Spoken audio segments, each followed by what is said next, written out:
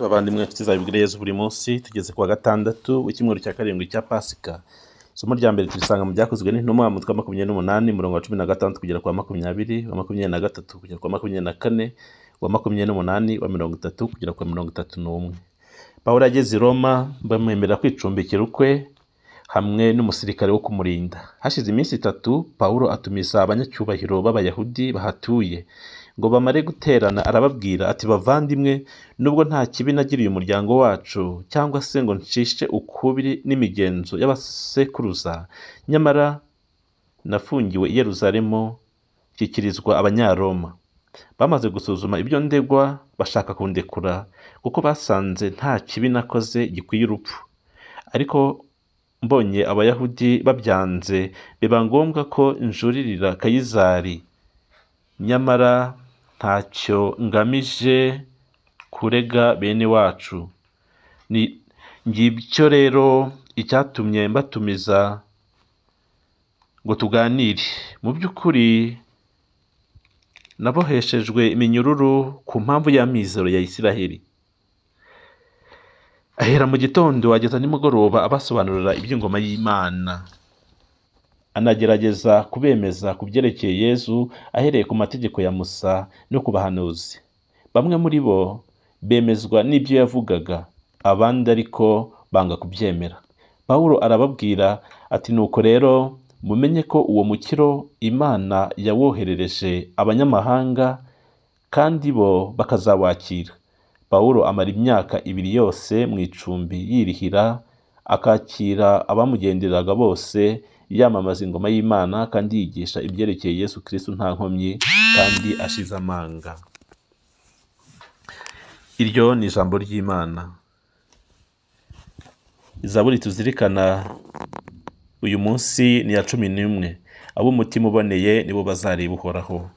Uhoraho ari mu ngoro ye ntagatifu. Uhoraho afite intebe ye y'ubwami mu ijuru, ariko amaso ye ntayakura ku bantu, abasuzumisha indoro ye. Ab'umutima uboneye nibo bazareba Uhoraho. Uhoraho anyurwa n'intungane. Koko rero Uhoraho ni intungane agakunda ubutabera. Ab'umutima uboneye nibo bazamureba. Ab'umutima uboneye nibo bazareba Uhoraho. Nyagasani Yezu nabane namwe. Amagambo yo mu Ivanjili ntagatifu uko yanditswe na Yohani. Muri icyo gihe Yesu wazutse yaramaze kubwira Petero iby'urupfu rwe ruzatuma ahesha se ikuzo. Petero ahindukiye abona wa mwigishwa Yesu yakundaga aje abakurikiye, ari nawe wegamiraga Yesu bari ku meza. Akamubaza ati, Nyagasani, ninde ugiye kugambanira? Petero amaze kumubona abwira Yesu ati, Nyagasani, naho se uyu we bite? Yesu aramubwira ati, niba nshaka ko akomeza kubaho kugera igihe nzasira, bigutwaye iki? Wowe nkurikira. Kuva ubwo iryo jambo rikwira mu bavandimwe be ko uwo mwigishwa atazapfa. Nyamara Yesu ntiyavuze ngo ntazapfa, ahubwo ati, niba nshaka ko akomeza kubaho kugeza igihe nzazira, bigutwaye iki? Uwo mwigishwa niwe mugabo wemeza ibyo byose, kandi niwe wabyanditse. Byongeye tuzi ko ibyo yemeza ari iby'ukuri. Hari n'ibindi bintu byinshi Yesu yakoze babyanditse bakabirondora byose, ngira ngo ibitabo byakwandikwamo ntibyakwirwa ku isi yose. Iyo ni Ivanjili ntagatifu. Bakristo bavandimwe, dufite ibyishimo byo kuba twaramenye inkuru nziza y'umukiro. Twaramenye Yezu Kristo wababaye, Yezu wapfuye ariko Yezu wazutse mu bapfuye. Ni Yezu uyu nguyu tuzi wagiye mu ijuru tumureba kandi agiye kudutegurira ibyicaro. Ni Yezu waturaze umurage w'urukundo kandi aduha umuvugizi Roho Mutagatifu. Icyazana ngo nanjye mbashe gukunda Imana kandi mbashe gukunda na bagenzi banjye. Twabonye icyago cyugarije isi ni ukutagirira Yezu icyizere, ni ukutagirira Imana icyizere. Ni ukuri hari ibigeragezo byinshi duhura nabyo, hari ibyo tubona ari inzitane byaranze guhinduka, ariko Yezu uyu nguyu amaze kumwakira kandi ukamwemerera akagenga ubuzima bwawe, ahindura ibyo byose byanze guhinduka. Yazuye abapfuye, ni Yezu ukiza uburwayi, ni Yezu utanga ibyishimo, ni Yezu utanga ubwumvikane, ni Yezu utanga ubumwe. Muvandimwe rero, bari umutafu twumvise yageze i Roma, bamucira urubanza, baramufunga, bamugirira nabi, ariko akomeza kwamamaza inkuru nziza ashize amanga. Arabizi n'urumutegereje ni urupfu, ni urupfu, agomba kwicwa, ariko ntago bimutera ubwoba, ntago bimutera impagarara, kuko azi uwo yemeye, kandi yemera adashidikanya ko izuka ry'abapfuye n'ubu buzima nabuvamo hari ubundi buzima azabamo buziraherezo. Ese njyewe ndabyemera?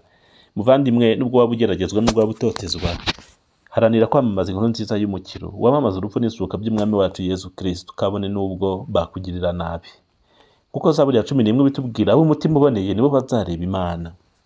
Hari umuntu waririmbye akaririmbo ngo negamiye negamiye negamiye Yesu wanjye. Yohani Yesu yakundaga, yegamiraga mu giturage, nta kindi cyatumaga Yesu amukunda, nuko nawe yamukundaga. Ntago wakunda Yesu ngo nawe akwange, ntibishoboka, usibye ko Yesu nta muntu yanga, yababariye n'abishibi, abamugambaniye bose arabababarira. Yohani rero, nka Yohani, cyazana ngo nanjye mbashe kwegamira mu gituza cya Yesu, icyo nsabwa no kumugira icyizere, kandi ngatandukana n'icyitwa ikibi n'icyitwa umwijima cyose. Muvandimwe, uwahisemo Yesu, uwakurikiye Yesu, ntateze gupfa, nubwo yapfa kubw'umubiri, ariko akomeza kubaho mu bwami bw'ijuru. Icyazana ngo rero nanjye Nyagasani ampe kuzagira iherezo ryiza. Mwami, uzampe kugira iherezo ryiza, nzapfe nta rubanza mfitanye n'Imana ndetse n'abagenzi banjye, nzapfe narihannye amakosa yanjye n'ibyaha byanjye byose, maze aho uri nanjye nzahabe ubuziraherezo. Bavandimwe rero, nkomeje kubifuriza kwakira ingabire za Roho Mutagatifu zituma tuba umwe, zituma tubona Imana, zituma tubasha kuyikomeraho, zituma tuva mu mwijima. Roho Mutagatifu utuma ibintu byose biba bishya. Roho Mutagatifu utubwiriza ibinyura Imana, kandi akatubwira ndetse n'ibizaba. Tumukomereho kandi tumwakire, kugira ngo twigumire mu by'Imana, abe ari byo twiberamo, abe ari byo bidushimisha bwije nuko bukeye. Niba ari n'imishinga ngiye guterura, niba ari ikintu ngiye gukora, nimanze ntabazi Roho Mutagatifu abashe kunyobora, ayobore intambwe zanjye, ayobore n'ibitekerezo byanjye. Roho Mutagatifu, ngwino tumanukire, ngwino tuvugurure, ngwino utubere imbaraga, ngwino uje buri kimwe cyose dukeneye, ngwino uvugurure ingabire za Roho Mutagatifu twahawe muri batisimo no mu gukomezwa, zitugirira akamaro kandi zikagirira na Kiliziya yose. Roho w'Imana uwayoboye ntashobora kuyoba, no mu icuraburindi rikomeye ntashobora kuyoba. Uko byagenda kose, nubwo yagenda mu mwijima, amera nk'ugenda ku manywa y'ihangu. Mwese rero nimugire Roho Mutagatifu n'ingabire ze zose, kandi mukomere. Yesu ati nimuhumure, nubwo mwanyura mu bizazane bikomeye n'ibitotezo, isi narayitsinze. Yesu, turagushimiye ko waduhaye Roho ukomoka kuri Data no kuri wowe. Yesu, tukweretse ibyacu byose, tukweretse n'amabuye yadutsikamiye, kugira ngo Yesu yakureho, maze tubashe kwinyagambura muri wowe, tubashe kugira ibyishimo muri wowe, tubashe kukwegamira muri byose. Yesu, turambuye ukuboko kugira ngo dufate ukuboko, uzuhindura ibyanze guhinduka. Tukweretse abacu bamerewe nabi, tukweretse abacu babuze ibyishimo, tukweretse abacu bashegeshwe n'inzangano, abacu bagambanirwa. Turabakweretse Nyagasani ngo bagirire neza, abarwayi bose bakize mu izina ryawe, kandi utange ibyishimo, utange ubwumvikane, utange ubumwe mu miryango, utange ubumwe mu makominote y'abihaye Imana, babashe kumvikana kandi batahirize umugozi umwe mu kwamamaza inkuru nziza y'umukiro. Yesu, ubwo ngufite ndakomeye, ubwo uriho nanjye ndiho. Mwari kumwe na Father B. Mukomeze kugira rero umunsi mwiza, muhaye muronke. Nyagasani aho umugisha imirimo y'amaboko yanyu. Ibyacu byose tubibwire Yesu buri munsi uko umutima uteye. Mu gitondo Yesu